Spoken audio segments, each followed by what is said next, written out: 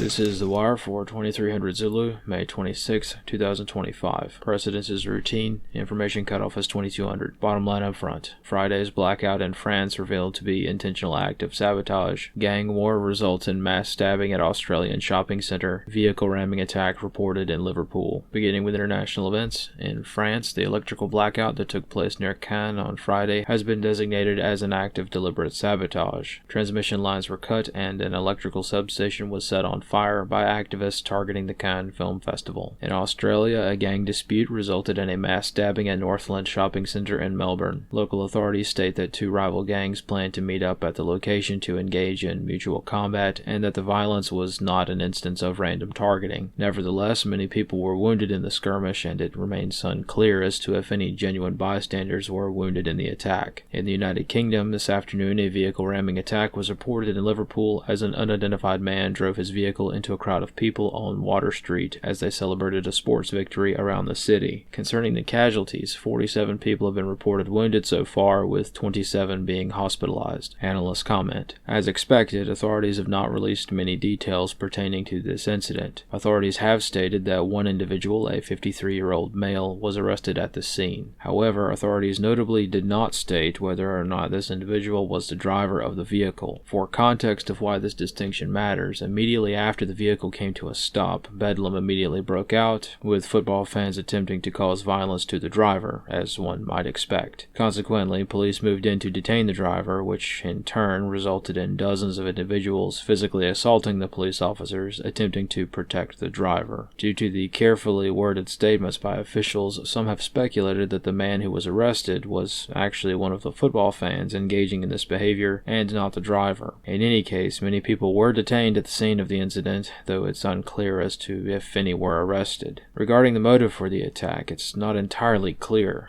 This was not a planned street event, so even though there was a police presence, there was no traffic control and there were no barricades in place. However, video footage of the incident strongly indicates that the driver did aim his vehicle toward and accelerated into the densely packed crowd. What the truth actually is, only time will tell. There were no explosives or stabbings reported in conjunction with this incident, so it could equally have been a situation of deliberate opportunistic terrorism, a case of road rage, or some other mental health crisis. In Europe, the conflict between Russia and Ukraine intensified over the weekend, with both sides engaging in heavy fighting. Russia, having completely erased the effects of Ukraine's Kursk offensive, has now begun their counteroffensive, mostly in the form of missile and drone strikes. Earlier last week, Ukraine stepped up drone attacks on soft targets, conducting very large-scale drone attacks deep inside Russia. Analysts comment. Due to the challenges of determining who started what with this war, the timeline of what has occurred on the Eastern Front is hard to verify. What is certain is that Ukraine did conduct another large-scale drone offensive targeting Moscow, which resulted in President Putin's helicopter being caught in the fray during the attack. This does not mean that this was explicitly a direct assassination attempt, as is being claimed by various Russian sources, but it does mean that the same effect was almost achieved. Either way, the stakes keep going up, and the potential for peace continues to dwindle. On the home front, in Louisiana, over the weekend, an electrical brownout was reported throughout parts of New Orleans. The grid operator, the Mid-Continent Independent System Operator, or MISO, was unable to meet demand and ordered load shedding throughout the area. Analysts comment. Though thankfully, in this case, the loss of electricity to a major American city during a major holiday weekend was not an act of sabotage, it still does not bode well for the status of the electrical grid at large, as the temperatures over the weekend were only in the upper 80s and reached a high of 90 degrees Fahrenheit. If the grid is struggling now, this could present more challenges when the true heat of summer arrives. In South Carolina,